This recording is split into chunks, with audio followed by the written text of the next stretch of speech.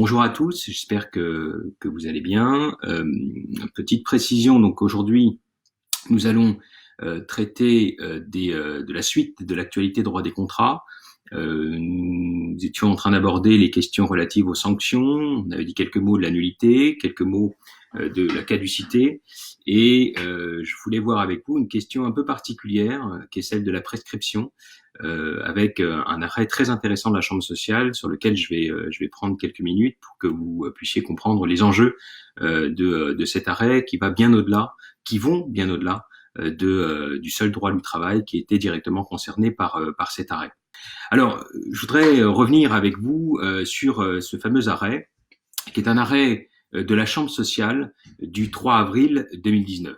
Et dans cet arrêt du 3 avril 2019, une question assez rare a été abordée, c'est la combinaison entre un délai de droit commun, qui est le délai de l'article 2224 du Code civil, disposition qui prévoit que le délai est de 5 ans avec un point de départ glissant, c'est du jour de la connaissance, ou du jour où on aurait dû avoir connaissance du droit dont on voudrait se prévaloir.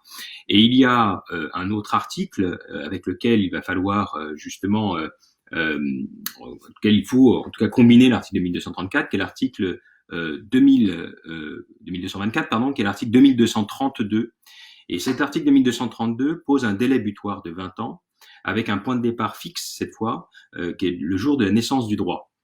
Si je prends un exemple simple comme le contrat, on peut avoir un contrat qui a été conclu à une certaine date, 20 ans plus tard, on sait qu'on ne pourra plus engager la moindre action en lien avec ce contrat. D'accord ? C'est le principe même d'un délai butoir, mais il est vrai que vous pouvez être victime d'un dol, par exemple, et ce dol, eh bien, vous pouvez le découvrir 22 ans plus tard, c'est possible, je vous donnerai quelques exemples, et donc le délai en principe ne commence à courir que 22 ans plus tard, mais on vous dit que 20 ans au-delà de la formation du contrat, il n'est plus possible d'agir en justice.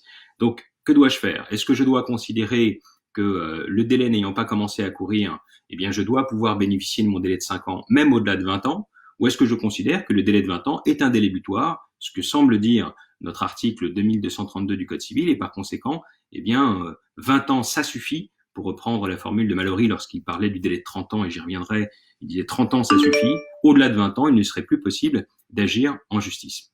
Alors justement, revenons sur ces deux textes pour que vous compreniez leur intérêt et puis l'évolution de la jurisprudence. Auparavant, on avait, avant la loi du 17 juin 2008 qui a réformé l'ensemble du droit de la prescription, on avait des cas où le délai était un délai avec un point de départ glissant. L'exemple était celui de l'article 1304 du Code civil. L'article 1304 prévoyait la nullité pour des cas notamment de vice du consentement, et il précisait que bien la nullité de 5 ans pour un cas d'erreur ne commence à courir que du jour où on a connaissance de cette erreur. Même chose pour le dol et même chose pour la violence. Par conséquent, il y avait un point de départ qui pouvait se manifester 15, 20, 30, 40 ans plus tard.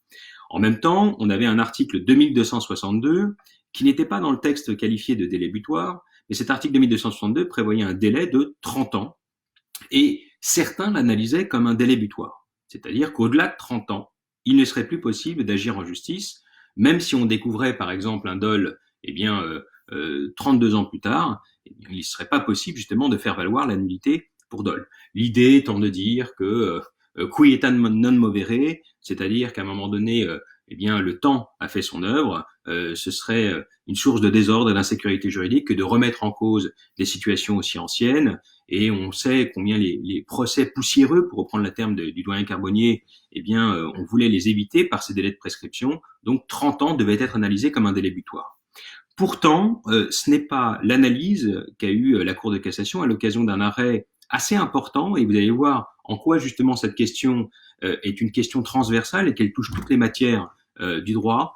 Il y avait dans un arrêt de la première chambre civile du 24 janvier 2006, et je vous donne le numéro de pourvoi parce qu'il est très intéressant, 24 janvier 2006, numéro 03-11889, 03-11889, et dans cette affaire, on avait un cas de recel successoral, simplement au moment où les héritiers devaient accepter ou renoncer à la succession, ils n'avaient pas connaissance de ce recel. Donc ils renoncent à la succession, et ce n'est que 32 ans plus tard, lorsque vient la liquidation du patrimoine du conjoint survivant, eh bien qu'il se rend compte que celui-ci avait caché un certain nombre de biens, et donc ils vont se prévaloir du dol pour essayer d'obtenir la nullité de leur acte de renonciation, sauf que cette nullité, ils la demandent 32 ans plus tard, alors que le délai de 30 ans était analysé par certains comme un délai butoir. Et c'est ici que la Cour de cassation va justement écarter le délai de 30 ans comme étant un délai butoir, et elle va utiliser une formule qui est assez ambiguë, parce qu'on ne peut comprendre cette formule que si on a eu entre les mains les échanges entre les avocats au Conseil d'État et la Cour de cassation. Et vous allez voir qu'il y a un terme qui permet de comprendre que derrière se cache un raisonnement en termes de droits fondamentaux. On a considéré finalement, et c'est la Cour de cassation qui raisonne de cette manière, que si on devait priver la personne de son action en nullité, avant même que les conditions d'exercice ne soient réunies, eh bien c'est comme si vous la priviez d'un droit au juge et d'un recours effectif devant le juge. Donc, c'est le procès équitable qui est en toile de fond. Et c'est exactement le cas, puisqu'on vous dit que vous pouvez agir en nullité pour dol du jour où vous avez connaissance du dol. Eh bien là, après 30 ans, avant même que vous découvriez le dol, vous êtes privé de votre action en justice. Voilà finalement comment la Cour a raisonné. Alors elle l'a formulé de manière plus discrète, plus implicite, puisqu'elle nous dit, et je vous cite l'attendu de cet arrêt du 24 janvier 2006, la prescription extinctive trentenaire de l'article 2262 de l'époque n'est pas applicable à l'action en nullité pour dol, régie par le seul article 1304 du même code, sauf à priver d'effectivité l'exercice de l'action prévue par ce texte. Donc, le mot effectivité, l'effectivité du droit, et quand on regarde le mémoire qui avait été rédigé en ce sens, c'est la Convention européenne des droits de l'homme, c'est le procès équitable qui est sous-jacent, et on comprend l'idée. C'est que ici, vous allez priver une personne de son droit avant même que les conditions d'exercice ne soient réunies. Voilà ce qui explique ce raisonnement. Alors, pourquoi j'évoque cela? Parce que on a la loi du 17 juin 2008 qui est en débat, et lors des débats sur cette loi, l'objectif était de fixer un délai butoir. Et un délai butoir de 20 ans qu'on retrouve aujourd'hui à l'article 2232. Et on le qualifie formellement de délai butoir. Donc il n'y a pas de doute a priori sur cette qualification. Mais au moment des débats préalables à cette loi, un rapport de la Cour de cassation avait été rendu et les magistrats avaient attiré l'attention du législateur sur le danger d'une telle disposition, en expliquant que fixer un délai butoir dans des hypothèses comme celle que je viens de vous évoquer, où les conditions d'exercice du droit n'étaient pas encore réunies, eh bien c'était finalement, encore une fois, priver d'effectivité un droit, c'était porter atteinte au droit au juge, et c'était l'argument constitutionnel qui était invoqué par les juges, et c'est également porter atteinte au procès équitable, pour reprendre le raisonnement sous-jacent de l'arrêt du 24 janvier 2006. Eh bien, malgré cette alerte de la part des magistrats, le législateur a considéré qu'il fallait consacrer, pour des raisons de sécurité juridique, un délai butoir de 20 ans, et c'est ce qui figure au sein de l'article 2232. Et c'est là, justement, que ça devient intéressant, puisque les magistrats avaient clairement dit, si vous consacrez un tel délai butoir, dès que nous aurons l'occasion d'écarter cette disposition comme contraire aux droits fondamentaux, au procès équitable ou au droit à un recours effectif au juge, eh bien nous le ferons. Eh bien cette occasion s'est présentée. Elle s'est présentée notamment à l'occasion de cet arrêt de la Chambre sociale du 3 avril 2019, et je vais vous en exposer les faits, vous allez comprendre l'intérêt de cette décision. Vous avez un salarié qui procède à la liquidation de ses droits à retraite, et il se rend compte au moment du calcul de ses droits, eh bien que certains droits n'ont pas été pris en considération, notamment une retraite complémentaire n'a pas été prise en considération pour les missions qu'il avait exercées à l'étranger, puisque son employeur avait oublié d'intégrer ces missions dans la prise en compte de ses droits à retraite. Et donc, il engage une action en responsabilité contre son employeur pour obtenir justement la prise en charge, en tout cas la compensation de cette non prise en charge des droits, et l'employeur lui oppose le délai butoir de 20 ans. Pourquoi? Parce que vous avez une connaissance des droits à réparation qui est datée dans l'affaire du 1er juillet 2012. C'est-à-dire que c'est au 1er juillet 2012, lorsque ce salarié procède à la liquidation de ses droits de retraite, qu'il se rend compte justement que ce complément retraite ne lui sera pas accordé en raison des fautes commises par son employeur qui ne les a pas déclarées. D'accord ? Donc, le point de départ, en principe, c'est le 1er juillet 2012, puisque c'est là qu'il a connaissance du préjudice qui lui a été causé, c'est là qu'il a connaissance finalement, de son droit d'agir en justice. Si je prends l'article 2224 du Code civil, on lui accorde délai de droit commun un délai de 5 ans, c'est-à-dire du 1er juillet 2012 jusqu'au 2 juillet 2017, eh bien, il doit pouvoir agir en justice. Cependant, lorsque vous regardez maintenant l'écoulement du délai butoir de 20 ans, la naissance des droits, c'est-à-dire au moment de l'affiliation, cette naissance des droits, elle est datée du 31 juillet 86. C'est le 31 juillet 86 que ces droits à retraite complémentaire sont nés. Donc, c'est le point de départ du délai butoir de 20 ans. Et si je prends le 31 juillet 86 et je rajoute 20 ans, cela fait le 1er août 2006. Et donc, le délai butoir est situé au 1er août 2006. Au-delà du 1er août 2006, normalement, il ne doit plus pouvoir agir. Alors qu'au regard du délai de 5 ans, il devrait pouvoir agir jusqu'au 2 juillet 2017.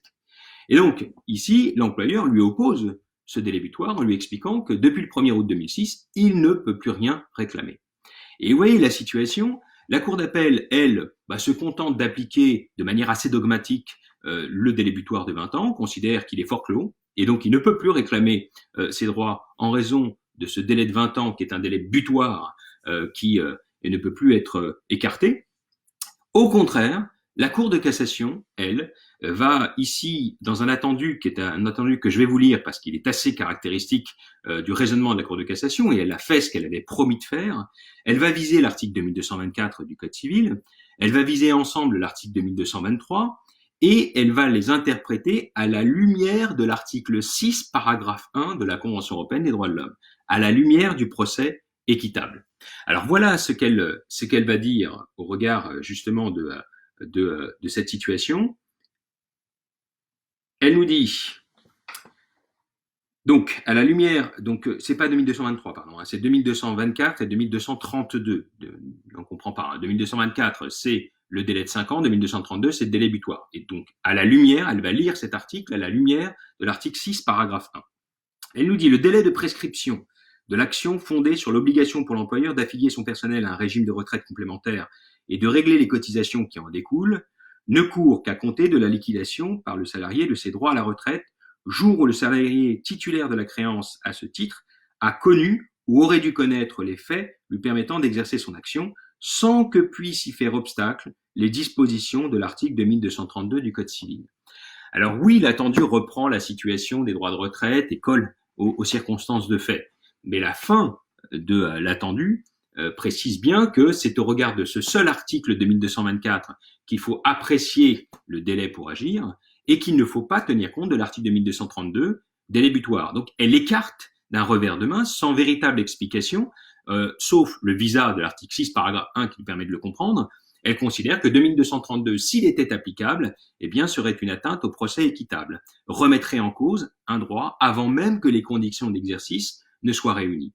Et finalement, la Cour de cassation, ici, vous le voyez, rend une décision qui pourrait s'appliquer dans plein d'autres hypothèses. Tout à l'heure, l'exemple que je vous ai donné du 24 janvier 2006, c'est une hypothèse un peu particulière de recel successoral. Et il est vrai que lorsque vous avez, et c'est souvent des enfants d'un premier lit, et que vous avez une femme plus jeune qui a épousé le père, eh bien, il faut attendre ensuite qu'elle décède pour pouvoir prendre conscience du recel successoral. Donc, ce qui explique que 32 ans plus tard, on ait découvert cette situation. Ici, ce sont des droits à la retraite où il y a un décalage dans le temps assez important et je pense que les cas de ce type vont être assez fréquents puisque c'est tellement compliqué, en tout cas pour un employeur parfois, de respecter l'ensemble des obligations administratives à sa charge et des erreurs vont être commises et on va les découvrir au moment de la liquidation des droits, donc bien au-delà de 20 ans. Et on sent bien que ce type de situation, c'est une situation qui va être assez fréquente et cette éviction finalement au cas par cas de l'article 2232 dans l'hypothèse où ça porte atteinte au procès équitable, cette éviction sera assez fréquente. Alors attention, ce n'est pas une formule dogmatique. On pourrait peut-être demain soulever une question prioritaire de constitutionnalité qu'on renverrait devant la Cour de cassation et qui peut-être considérerait que le moyen est sérieux et renverrait devant le Conseil constitutionnel pour écarter purement et simplement, pour annuler purement et simplement cette disposition. Mais pour l'instant, ce n'est qu'une appréciation au cas par cas. Et même si l'attendu ne le dit pas clairement, il y a un contrôle de proportionnalité qui a été opéré ici par la Cour de cassation. Elle a considéré qu'au regard des circonstances, il serait excessif pour la garantie de l'effectivité de ce droit d'agir, eh bien, que d'appliquer l'article 2232. Donc, même si ça ne ressort pas de l'attendu, il y a implicitement un contrôle de proportionnalité qui a été effectué, et donc tout cela se fera au cas par cas. 2232 continue a priori d'être un délai butoir, mais pourra, selon les cas, être écarté par le juge au regard de l'article 6, paragraphe 1. Donc, dans un cas pratique, ce qui serait intéressant, et même une véritable affaire, c'est peut-être d'aller plus loin et, comme je le disais tout à l'heure, de soulever une QPC qui permettrait de débattre de cette question une fois pour toutes et d'obtenir que ce délai butoir ne puisse pas s'opposer à la mise en œuvre de ces droits, et donc il faudrait une exception. Alors maintenant, pour aller un tout petit peu plus loin, on n'a pas toujours besoin d'aller chercher des textes de droits fondamentaux, notamment la Convention européenne des droits de l'homme. On sait bien qu'un certain nombre, en tout cas de juristes français, préfèrent justement ne pas à chaque fois être dépendants des textes de la Convention européenne des droits de l'homme, ne pas solliciter de manière excessive les textes de la Convention européenne des droits de l'homme. Il y aurait une forme de droit de l'hommisme qui serait en tout cas critiqué par certains auteurs. Il est vrai que on pourrait, dans certains cas, arriver au même résultat ou un résultat assez proche avec des techniques classiques du droit commun. Et notamment, je pense en particulier à deux adages qui sont aujourd'hui consacrés dans le Code civil. Le premier, c'est contra non valentem. Contra non valentem, ce sont des hypothèses où un délai est en cours, mais en raison d'une circonstance exceptionnelle, par l'effet de la loi ou éventuellement même par l'effet d'un cas de force majeure, et on aura l'occasion de revoir cette question, eh bien, on va accepter de suspendre le délai et qui reprendra son cours une fois que cet événement aura pris fin, mais de suspendre le délai puisqu'il a été établi que la personne ne pouvait pas agir et cette situation justifie alors qu'on ne laisse pas le délai de prescription s'écouler. Ce contra non valentem a été étendu vers un autre adage qui est actio non natae.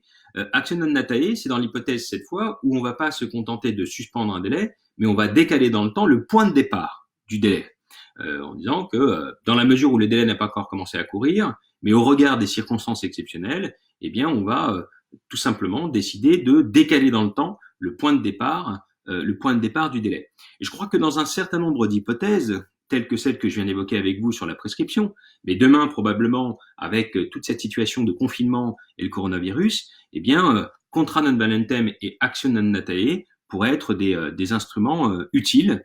Et je pense maintenant en particulier à l'article qui a consacré cette règle, avec une formulation qu'on pourrait critiquer et discuter, mais peu importe, c'est le nouvel article 2234 du Code civil. Article 2234 qui découle de la loi du 17 juin 2008 et qui nous dit la chose suivante: la prescription ne court pas, donc ça veut dire que là on va décaler dans le temps le départ de la prescription, ou est suspendue, et là c'est plus contra non valentem qui est concerné, contre celui qui est dans l'impossibilité d'agir par suite d'un empêchement résultant de la loi. Et je pense qu'un certain nombre de cas légaux pourront être évoqués demain avec la sortie des ordonnances qui est discutée ce matin au Conseil des ministres, de la Convention ou de la force majeure.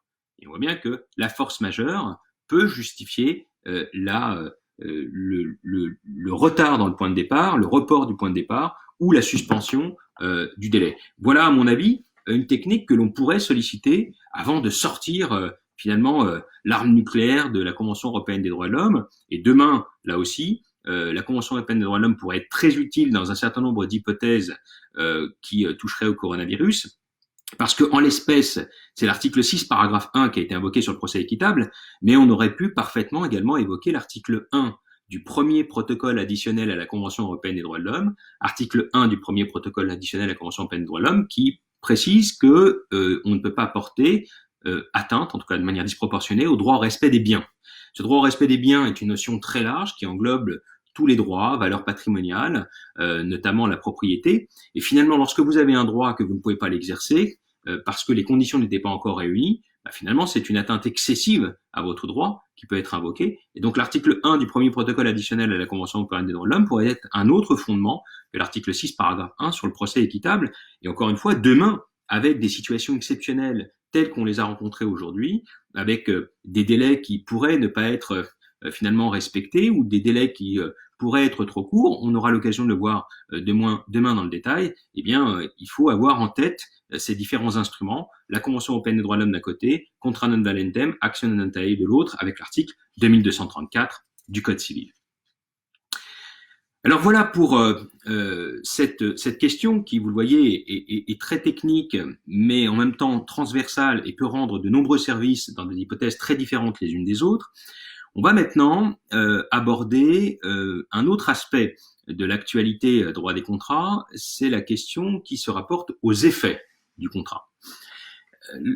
On a vu ensemble donc la formation du contrat avec les questions de conclusion du contrat, les questions de validité du contrat, la qualité du consentement essentiellement, le contenu avec les différentes clauses contractuelles, la question du prix, et enfin on a abordé un certain nombre de sanctions, nullité, caducité, et puis cette question de la prescription, toujours en insistant sur les questions d'actualité, puisque en matière de nullité, on aurait pu invoquer d'autres questions qui reviennent assez régulièrement dans le contentieux, qui est l'exception de nullité, qui est perpétuelle à la différence de l'action de nullité qui est prescriptible. Donc ça, ce sont des questions que vous devez bien maîtriser pour l'examen, parce qu'elles reviennent assez fréquemment et elles mêlent des questions de droit civil et de procédure civile.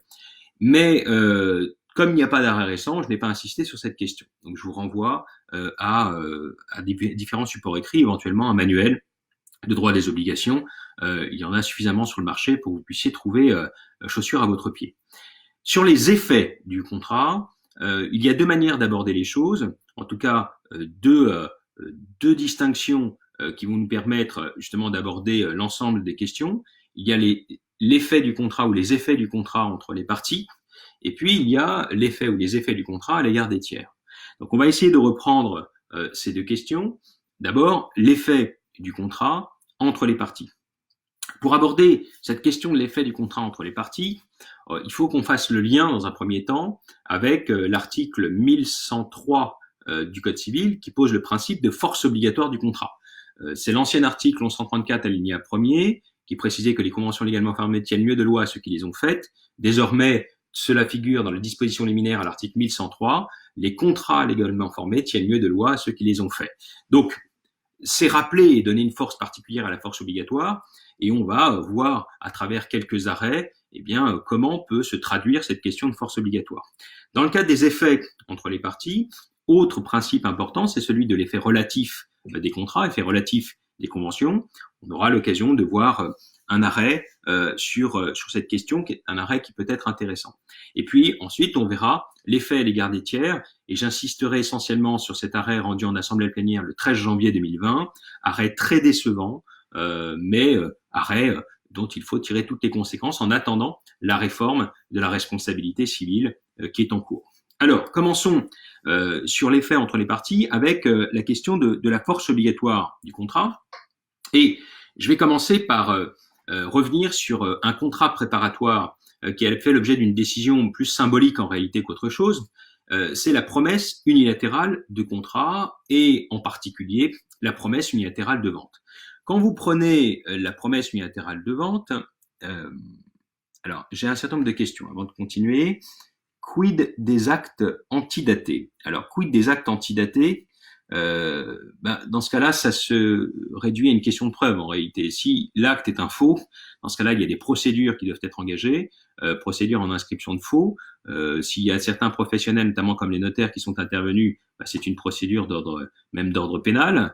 Et pour le reste, c'est des règles de preuve. C'est-à-dire que si vous considérez que votre acte est erroné, il va falloir prouver contre cet acte.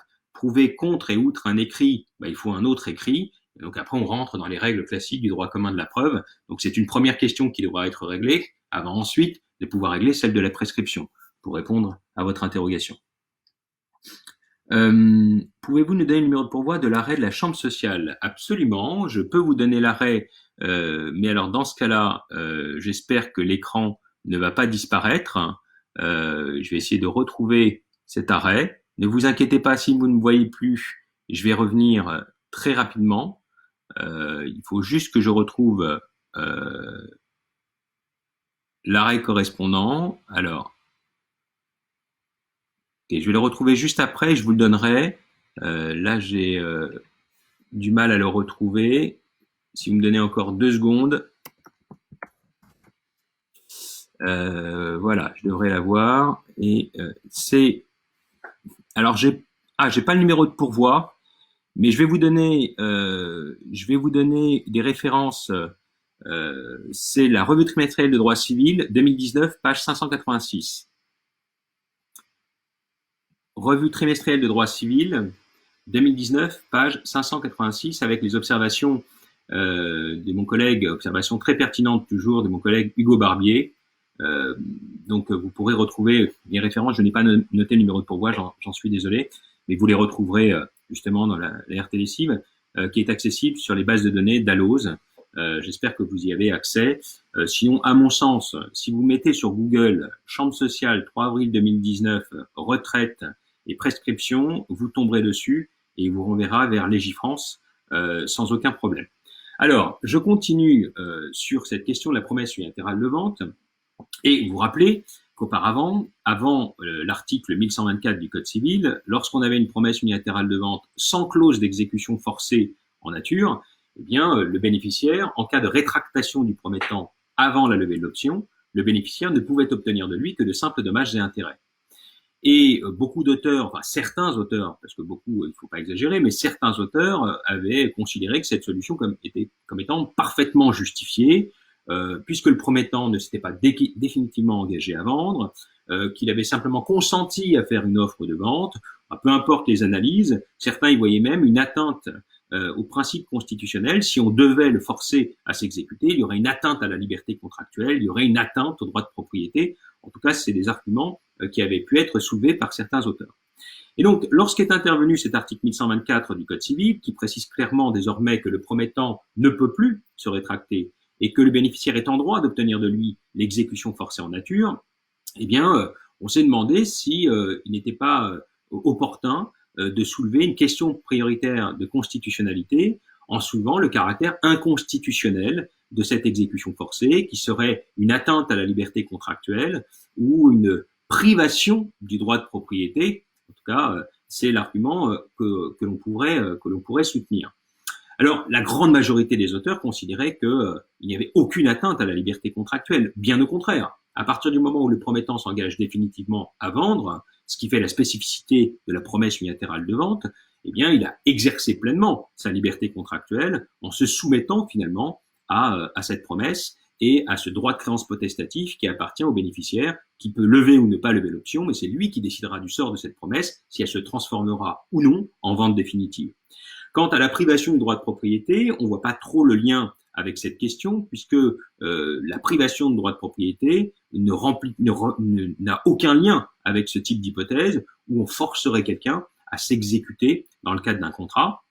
Donc, un tel argument avait peu de chances d'aboutir. Et effectivement, la première chambre civile de la Cour de cassation, le 17 octobre 2019, eh bien, a dû traiter d'une QPC qui avait été soulevée devant une juridiction de première instance et qui a renvoyé devant la Cour de cassation afin de savoir s'il y avait un moyen sérieux de renvoyer devant le Conseil constitutionnel. Eh bien non, la Cour de cassation a considéré qu'il n'y avait pas de moyen sérieux et c'est ici, encore une fois, des conclusions de l'avocat général Philippe Brun qui ont été suivies par la Cour de cassation, qui considère que non seulement il n'y a pas d'atteinte à la liberté contractuelle, puisqu'on a un promettant qui s'engage définitivement à vendre, qui accepte donc de se soumettre au seul droit potestatif du bénéficiaire, donc ce n'est que l'exercice de la liberté contractuelle et c'est la force obligatoire qui justifie le respect de ces obligations. Quant à la privation de droit de propriété, ici, on n'est pas dans l'hypothèse de la privation de droit de propriété. Cette privation de droit de propriété n'est pas généralement applicable à ce type de cas et n'a rien à voir avec l'hypothèse d'un contractant auquel on demande de respecter ses obligations. Voilà. Alors, maintenant, je laisse de côté cet arrêt. Il faut connaître l'existence, pas besoin de s'éterniser sur ce point. Et je vais m'intéresser à un autre arrêt, une autre illustration. Une autre illustration, c'est la promesse de Portefort, qui est quand même particulièrement intéressante, puisque cette promesse de porte-fort, vous la connaissez même si vous l'utilisez pas fréquemment, elle est très très fréquente en réalité dans le monde des affaires. L'exemple est très simple, il y a la promesse de porte-fort de ratification et promesse de porte-fort d'exécution. Je me limiterai à la promesse de porte-fort de ratification dans un premier temps. C'est que, imaginez, je vous donne un exemple pour que vous puissiez comprendre tout de suite et concrétiser de quoi il s'agit. Lorsque vous prenez une personne qui est propriétaire d'un bien, 2 enfants propriétaires d'un bien, ils sont à l'étranger, ils souhaiteraient le vendre, mais n'étant pas présents, eh bien il y a une opportunité qui se présente et la mère dit bah écoutez, mes enfants veulent absolument vendre ce bien, donc je me porte fort, donc je vous vends le bien et je me porte fort de la ratification des propriétaires, c'est-à-dire de mes enfants. Et dans cette hypothèse-là, la promesse de porte-fort est un engagement qui crée une obligation de résultat à la charge de celui qui s'est porté fort, c'est-à-dire que s'il n'y a pas de ratification des tiers, eh bien c'est celui qui s'est porté fort qui devra indemniser le préjudice qui a été causé au co-contractant. Et sans avoir à prouver de faute quelconque, c'est le seul fait qu'il n'y ait pas ratification, obligation de résultat qui justifie une telle indemnisation. Alors la promesse de porte-fort d'exécution va plus loin, puisqu'elle ressemble finalement à une forme de cautionnement, puisque non seulement vous allez vous porter fort de la ratification du tiers, mais une fois qu'il aura ratifié, vous portez fort de la bonne exécution. Donc comme si vous offriez une garantie de la bonne exécution de ces obligations par celui qui a ratifié. Alors, mon point de vue sur cette question n'est pas de revenir en tout cas sur les détails de la promesse de porte-fort, mais de vous donner un arrêt qui est assez intéressant en la matière, puisqu'il va combiner 2 choses, la promesse de porte-fort et la transaction. Et on va pouvoir faire un parallèle, vous allez voir, avec des questions qui pourraient toucher à des promesses de contrat. C'est un arrêt de la première chambre civile du 7 mars 2018. Hypothèse assez simple, vous avez un dirigeant qui, dans le cadre d'un licenciement, obtient la qualification de licenciement injustifié, il obtient des dommages et intérêts, donc une indemnisation, et puis finalement, une transaction va être conclue avec sa société, notamment le repreneur de sa société, et à l'intérieur de cette transaction, il accepte à titre de concession réciproque de renoncer à ses en contrepartie de quoi, eh bien, la société était censée revenir vers lui et lui faire une proposition de poste, donc a priori le reprendre dans l'entreprise avec un poste et des responsabilités de dirigeant. Sauf que finalement, c'est un engagement qui a été pris non pas directement par la société, mais par un des dirigeants qui s'est porté fort dans le cadre de cette transaction de la ratification de cet engagement par la société. Sauf que la société, eh bien, n'a pas respecté cet engagement. La société n'a pas ratifié cet engagement. Et la question se pose de savoir quelle est la sanction. Est-ce qu'on doit considérer, c'est ce que essaye de faire valoir le dirigeant, qu'on est dans le cadre de la transaction. Et donc, à partir du moment où l'une des personnes ne respecte pas ses obligations, c'est l'anéantissement de la transaction. Il devrait récupérer ses indemnités et il y a un retour au statu quo ante. Donc, ça, c'est le régime de la transaction. Mais ce qu'évoque de l'autre côté la société, c'est qu'on est dans le régime de la promesse de porte-fort. À partir du moment où je n'ai pas ratifié, eh bien, celui qui s'était porté fort va devoir indemniser le dirigeant, mais il n'obtiendra de lui que de simples dommages et intérêts, et en aucun cas, la transaction ne peut être remise en cause. Alors, comment va raisonner la Cour de cassation? Il y avait une première manière de raisonner, et ce n'est pas celle qu'elle a retenue, vous l'avez bien compris, et pourtant, je suis convaincu que c'était la meilleure manière de raisonner. Donc, comme il n'y a qu'un seul arrêt isolé, on peut parfaitement essayer de défendre le contraire. C'est que, et peut-être qu'on n'a pas beaucoup insisté sur cette question dans l'argumentation, et ce qui explique qu'on n'ait pas réussi à convaincre les juges, mais il y avait une première manière de raisonner qui était de dire finalement la promesse de porte-fort, une fois qu'elle intègre la transaction, elle perd son autonomie. Et comme elle perd son autonomie, le régime juridique de la promesse de porte-fort n'est plus applicable, c'est le régime juridique de la transaction qui l'absorbe qui devrait prévaloir. Ce qui justifie dans ce cas-là, si on ne respecte pas la promesse de porte-fort, eh bien qu'on ne se contente pas de dommages et intérêts, mais qu'on considère qu'on n'a pas respecté ses engagements, et c'est l'anéantissement même de la transaction qui devrait pouvoir être obtenu. Ça, c'est un mode de raisonnement qu'on a déjà eu par ailleurs, et c'est juste un raisonnement par analogie. Vous allez voir que ça n'a rien à voir a priori, mais quand on raisonne par analogie, on peut trouver une argumentation qui probablement n'a pas été évoquée dans le cadre de cette affaire. C'est que quand on est dans le cadre d'un ensemble contractuel, rappelez-vous, je l'ai évoqué avec vous, et qu'on a un ensemble contractuel avec une promesse unilatérale de vente. La promesse unilatérale de vente, un fonds de commerce par exemple, devrait être, et c'est un arrêt du 15 janvier 2002 que j'avais vu avec vous, Elle devrait être enregistrée dans un délai de 10 jours à peine de nullité absolue, application de l'article 1840A du Code général des impôts, qui est devenu l'article 1589-2 du Code civil. Et la Cour de cassation nous avait dit dans cette affaire, à partir du moment où il y a un lien de dépendance nécessaire entre la promesse unilatérale de vente et les autres contrats de cet ensemble, eh bien la promesse perd son autonomie, elle n'est plus soumise au régime juridique de la promesse, et finalement 1589-2 n'est pas applicable.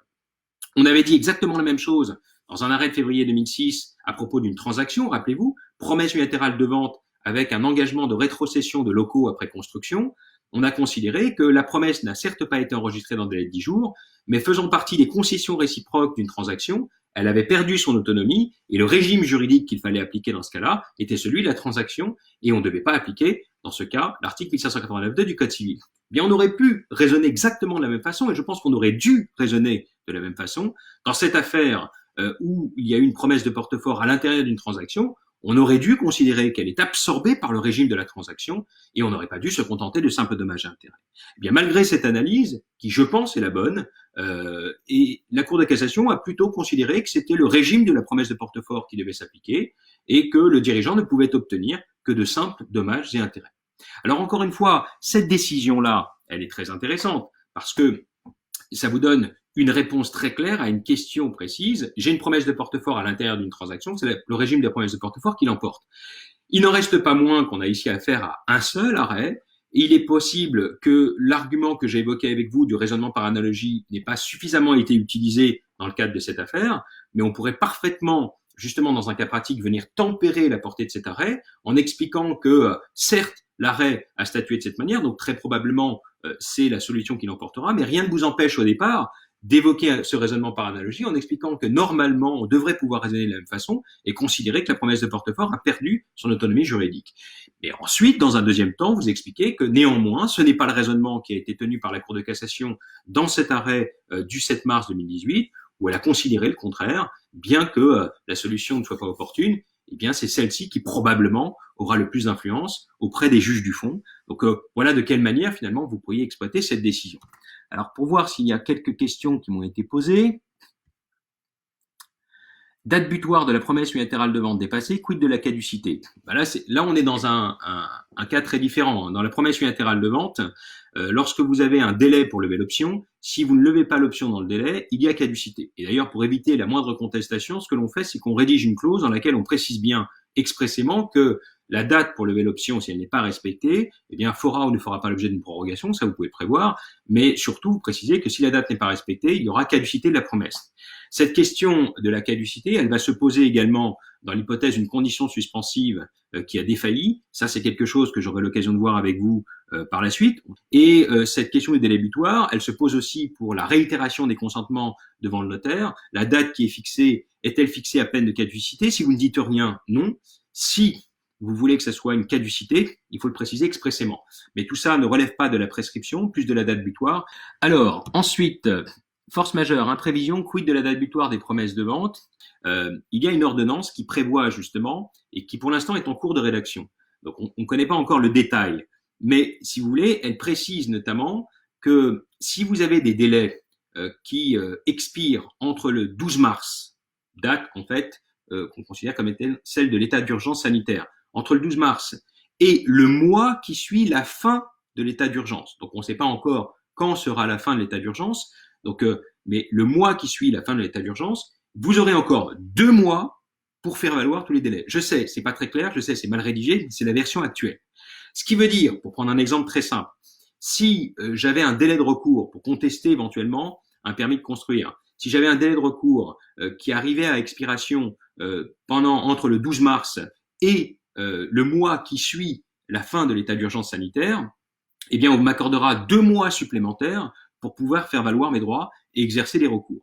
Et on fera ça pour tous les délais, que ce soit un délai butoir pour la réalisation d'une condition suspensive, une date butoir pour la réitération des consentements devant notaire, un délai pour lever l'option. Il va pas y avoir, on va pas faire dans la dentelle, hein, il va y avoir une formule générale dans laquelle on va considérer eh bien que tous ces délais-là qui sont à l'intérieur de cette période, eh bien, on décale tout. Et dans le mois qui suit la fin de l'état d'urgence, on aura 2 mois pour les faire valoir.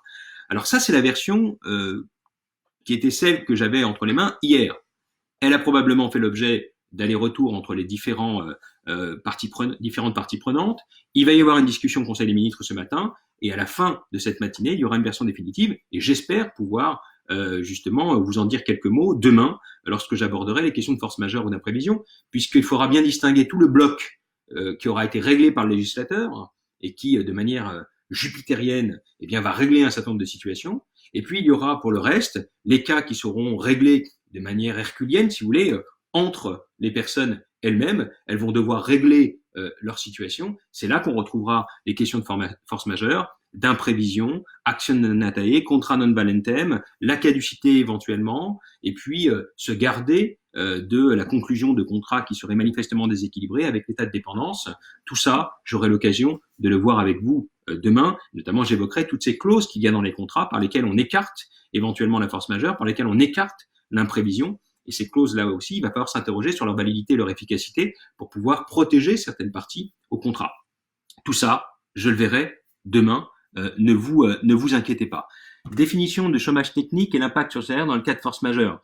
Alors ça, vous irez voir des spécialistes de droit du travail. On aura, à mon avis, déjà des dispositions, une ordonnance qui est spécialement consacrée à ces questions. Donc vous aurez toutes les réponses déjà dans la loi. Et pour le reste, eh bien, dans les subtilités du droit du travail et des questions de chômage, ça, ce sont les spécialistes du droit du travail qui apporteront des précisions. Je sais que Laurent Gamet, qui est un ami et collègue, fait des vidéos et je ne doute pas qu'elles soient de qualité et je vous renvoie aux présentations qu'il peut faire. Est-ce que c'est la seule solution qu'on a dans ce sens? Seule solution, c'est-à-dire à propos de la promesse de Portefort, si c'est le cas, oui, puisque la question ne s'était pas posée auparavant, et c'est la raison pour laquelle il faut relativiser la portée de cet arrêt. Oui, les études étant fermées depuis le 17 mars, impossible de faire signer les avenants de prorogation. Eh bien, justement, c'est ce que je vous expliquais, ne vous inquiétez pas, pour toutes ces questions-là de prorogation, ce sont des questions qui vont être décalées dans le temps. Et le législateur va dans une formule très générale, qui est une ordonnance sur les activités économiques. On a un article 1 à 6. Il va régler toutes ces questions, notamment de clauses pénales, de clauses résolutoires, de clauses de déchéance. Tout ça, en tout cas, une grande partie de ces questions vont être réglées par le législateur. Et je vous en dirai deux mots demain. Le report de délai est-il également applicable aux déclarations de créances? Alors, on aura une ordonnance, à mon sens, sur les procédures collectives. Et là, c'est vers un autre ami et collègue que je vous renvoie, qui est Nicolas Borga, et qui probablement va aborder ces questions et a publié un très bel article dans les mélanges Jacques Mestre sur la combinaison entre les questions d'imprévision et de procédures collectives.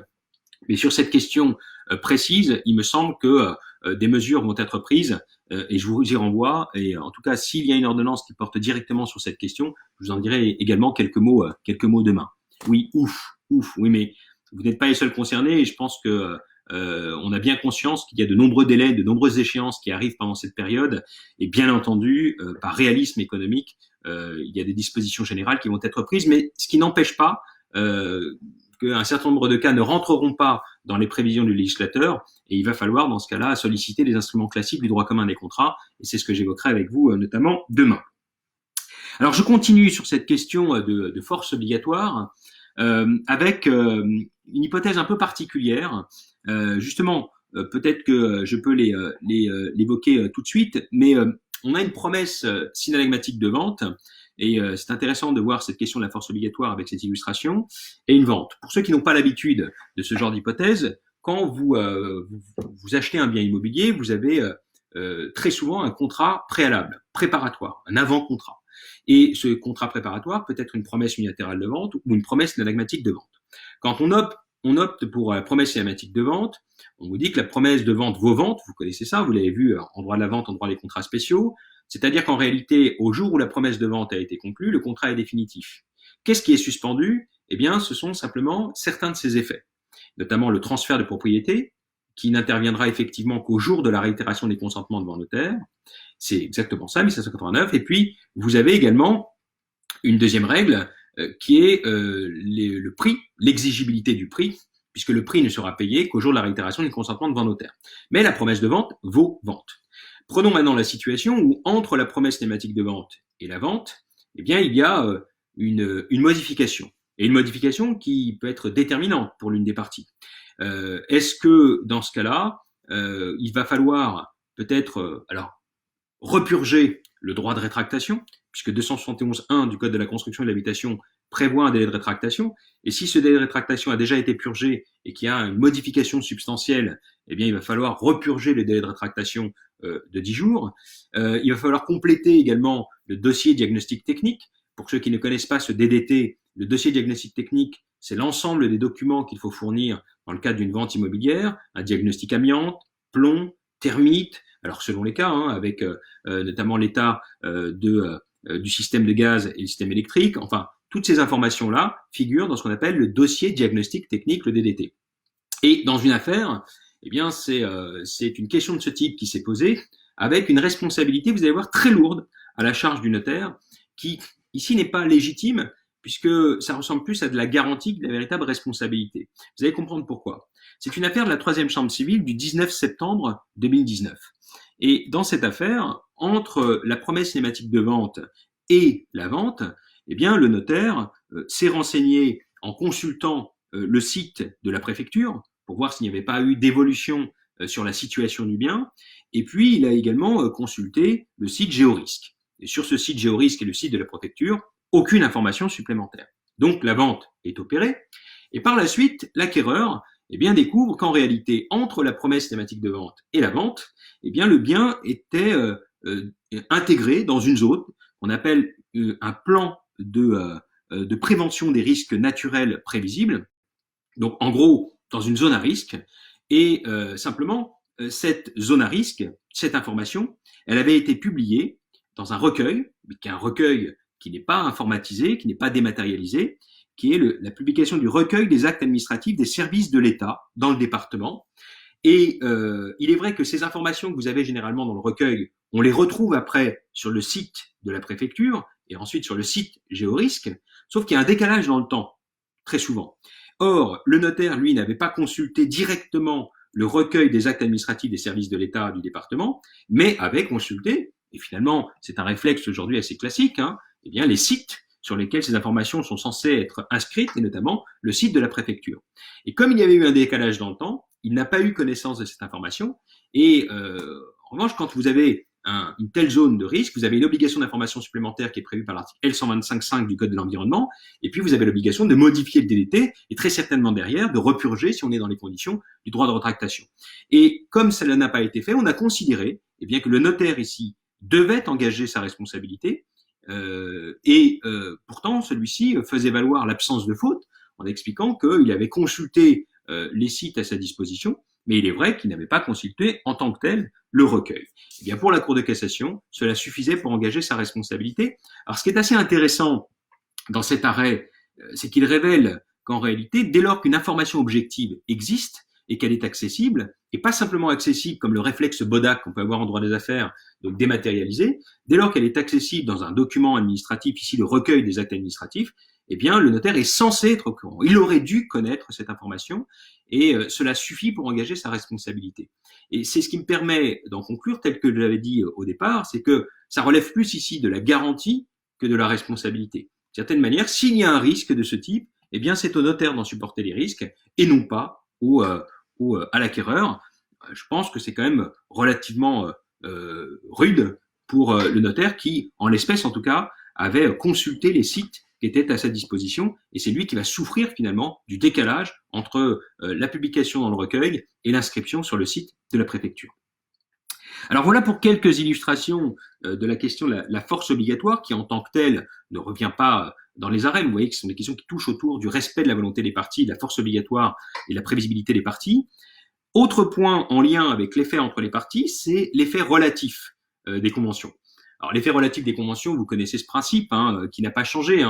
C'est l'idée que le contrat ne crée d'obligation qu'entre les parties et seules les parties peuvent se prévaloir justement des droits tirés du contrat. De la même façon, on ne peut pas imposer des obligations à un tiers et les tiers ne peuvent pas profiter du contrat qui a été conclu. Bien sûr, ce principe de l'effet relatif doit être complété du principe d'opposabilité, puisque même s'il y a un principe d'effet relatif, les tiers peuvent opposer aux parties eh bien, les obligations qui naissent de leur contrat, et les parties peuvent opposer aux tiers la situation juridique créée par leur contrat. Un exemple simple, c'est qu'un tiers ne peut pas venir débaucher un salarié certes, le contrat de travail n'oblige pas le tiers, mais la situation juridique créée par le contrat de travail doit être respectée par le tiers. Donc ce principe d'opposabilité est censé être le complément nécessaire, selon la formule de Jacques Guestin, du principe de l'effet relatif des conventions. Alors ce qui m'intéresse moi, c'est juste une illustration, parce que les exemples sont légion, mais il y a un arrêt assez intéressant de la première chambre civile du 14 mars 2018, où vous aviez un acte de vente au sein duquel il y avait une clause de conciliation préalable obligatoire.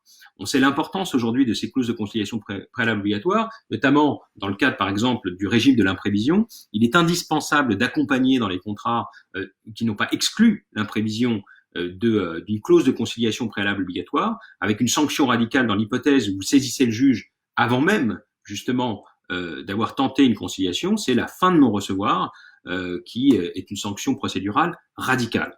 Et en la matière, dans cette affaire du 14 mars 2018, c'est assez original puisque c'est la question de l'effet relatif qui est concernée, puisque vous avez cette vente qui est conclue avec une clause de conciliation préalable obligatoire, et puis il y a un différend entre les parties, et une action en responsabilité est exercée contre le notaire.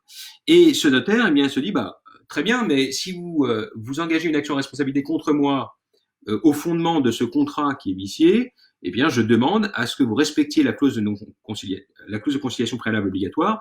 On tente d'abord une conciliation avant d'aller devant les juges pour engager ma responsabilité. Sauf que c'était peine perdue, bien évidemment. La clause de conciliation préalable obligatoire a un effet relatif.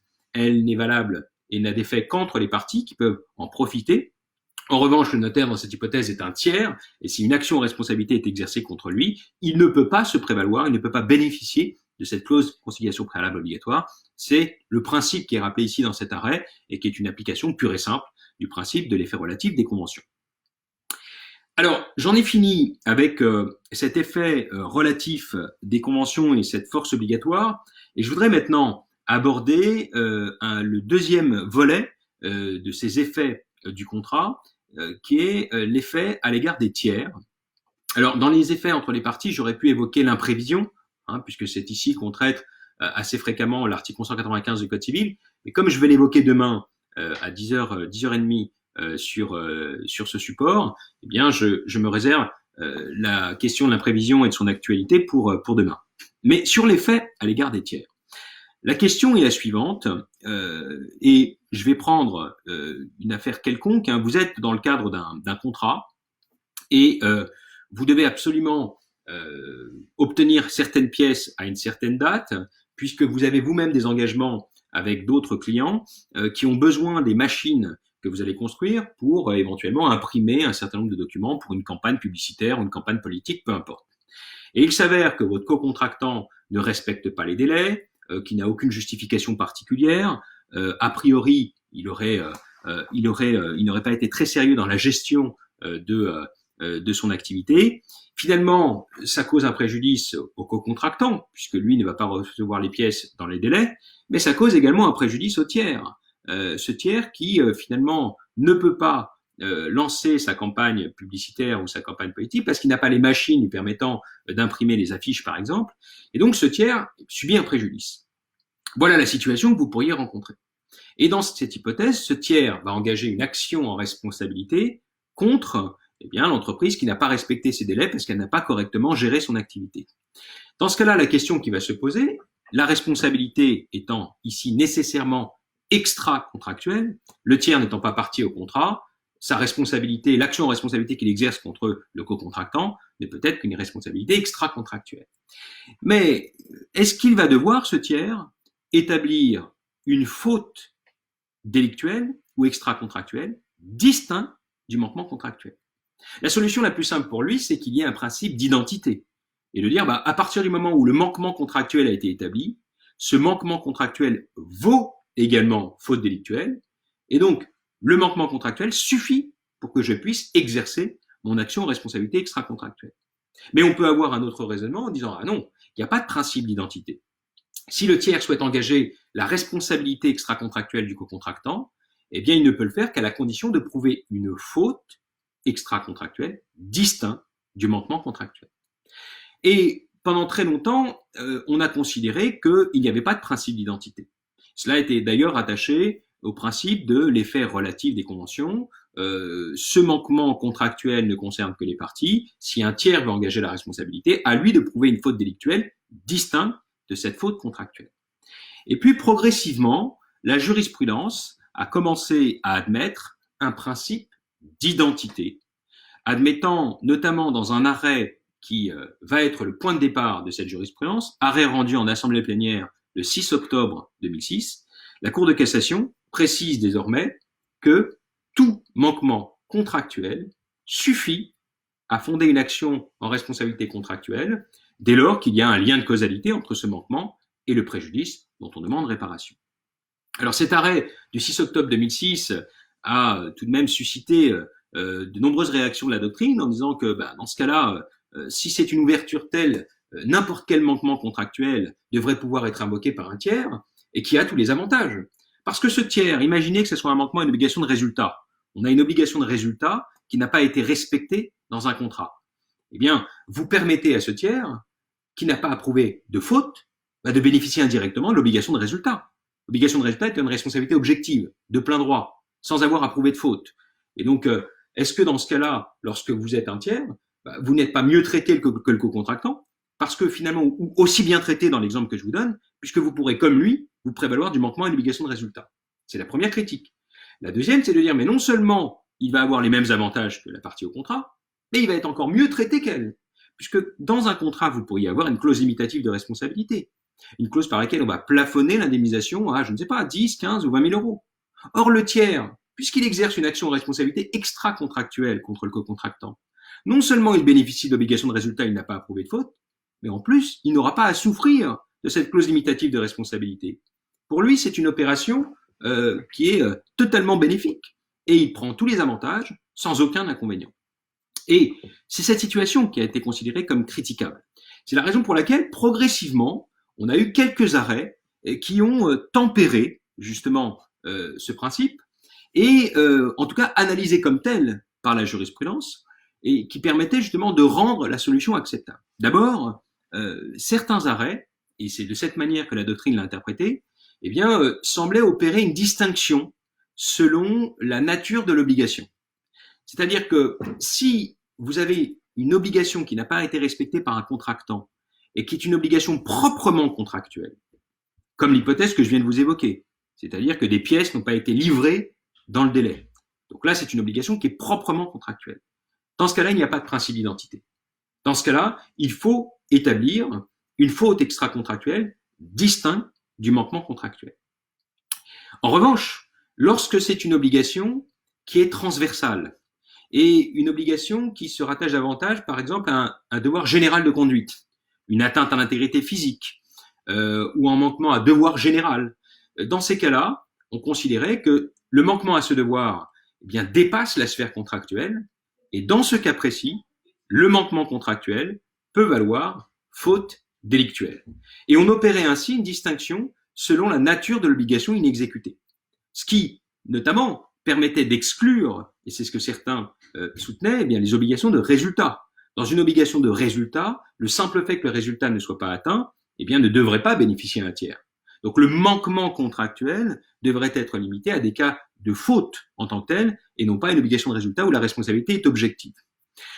On a essayé aussi de limiter le champ d'application de cette jurisprudence en jouant sur le lien de causalité.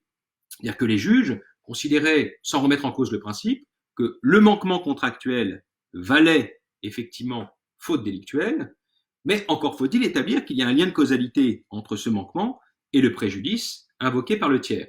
Et de cette manière, certains arrivaient à restreindre le champ d'application de cet arrêt en étant très exigeants sur le lien de causalité. Bon, voilà en fait comment certains arrêts postérieurs à 2006 ont permis de tempérer finalement les effets pervers de cette décision. Et donc on attendait que la Cour de cassation prenne de nouveau position, probablement pour consacrer cette distinction, ou alors pour en consacrer une autre qui, on le verra, se rattache davantage à la qualité de tiers. Plutôt que de jouer sur la nature de l'obligation, on pouvait également distinguer les tiers. Et il y avait des tiers qui avaient un intérêt légitime à la bonne exécution du contrat, et donc ces tiers-là pouvaient éventuellement se prévaloir de ce principe d'identité. En revanche, il y avait des tiers qui n'avaient pas d'intérêt légitime à la bonne exécution, et ces tiers-là ne devraient pas pouvoir bénéficier de ce principe d'identité et devraient établir une faute délictuelle distincte du manquement contractuel. J'y reviendrai parce que c'est une distinction qui est dans le projet de réforme, pardon, pas projet de loi, mais projet de réforme de la responsabilité, à l'article 1234 alinéa 2, je vais en dire un mot juste après. Alors, justement, la Cour de cassation a été saisie d'une telle affaire dans un arrêt rendu en assemblée plénière le 13 janvier 2020. Et dans cet arrêt du 13 janvier 2020, vous avez les faits suivants. Tout ça se passe sur l'île de la Réunion. Vous avez une société qui a besoin de la fourniture d'énergie pour le fonctionnement de son usine. C'est une autre société, une compagnie qui par contrat lui fournit cette énergie. Et puis il y a un incendie dans la société qui fournit l'énergie qui met à l'arrêt la société, la première usine. Et cette première usine avait une convention d'assistance qu'elle avait conclue avec une troisième société. Et donc cette troisième société va devoir lui porter assistance en raison de cette situation compliquée dans laquelle elle se trouve. Et c'est cette troisième société, son assurance en réalité, qui va agir contre la société qui fournit l'énergie en essayant d'invoquer justement une responsabilité extra-contractuelle de ce co-contractant et obtenir ainsi réparation du préjudice qui a été causé au tiers, cette société qui a porté assistance à la première. Eh bien, ici, on aurait pu éventuellement refuser un tel principe d'identité, c'est-à-dire considérer que le manquement contractuel de la société qui fournit l'énergie, d'abord, c'est une obligation de résultat. On aurait pu dire également que c'est une obligation qui est proprement contractuelle, et donc on ne devrait pas, dans cette hypothèse, pouvoir consacrer le principe d'identité. Mais la Cour de cassation ne l'entend pas ainsi.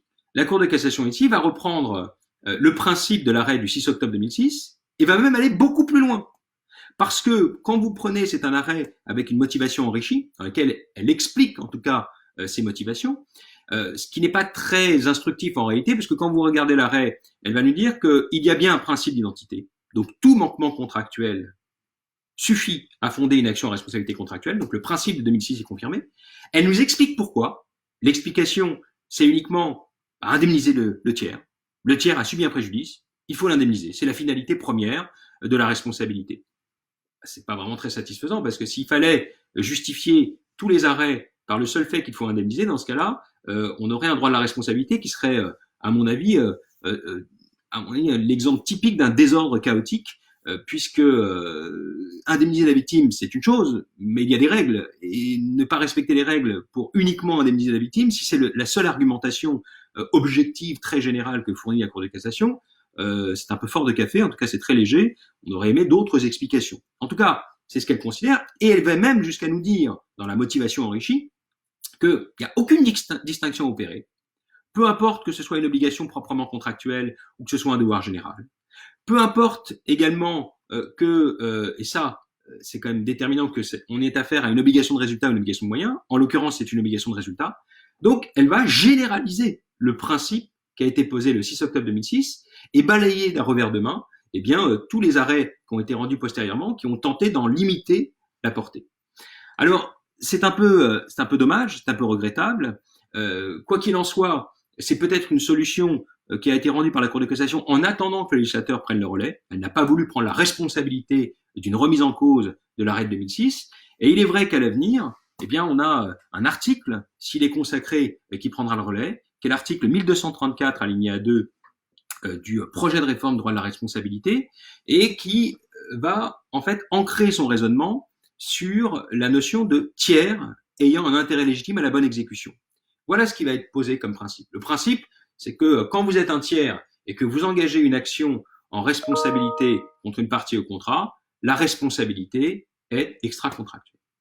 Maintenant, si vous êtes un tiers particulier, c'est-à-dire un tiers ayant un intérêt légitime à la bonne exécution du contrat, dans ce cas-là, vous allez disposer d'une option. C'est directement tiré du projet Catala. L'option est la suivante. Si vous êtes ce tiers qui a un intérêt légitime à la bonne exécution du contrat, vous pouvez choisir le fondement contractuel. Donc vous allez agir sur un fondement contractuel. Dans ce cas-là, vous allez bénéficier justement du principe d'identité, puisque c'est la responsabilité contractuelle, donc pas de difficulté, mais vous devrez également souffrir de toutes les clauses qui figurent dans le contrat. les clauses de prescription, les clauses imitatives de responsabilité. Donc, si vous choisissez le contrat, vous en supportez toutes les conséquences. Mais vous avez le droit de choisir autre chose, une action en responsabilité extra-contractuelle. Mais dans ce cas-là, il faudra établir une faute distincte du manquement contractuel. Voilà la solution d'équilibre qui a été trouvée. Alors demain, il va falloir s'interroger sur ce qu'est l'intérêt légitime à la bonne exécution du contrat. Ce qui est sûr, c'est que cet intérêt légitime, il s'apprécie en amont, en se situant au stade du contrat, pas en aval.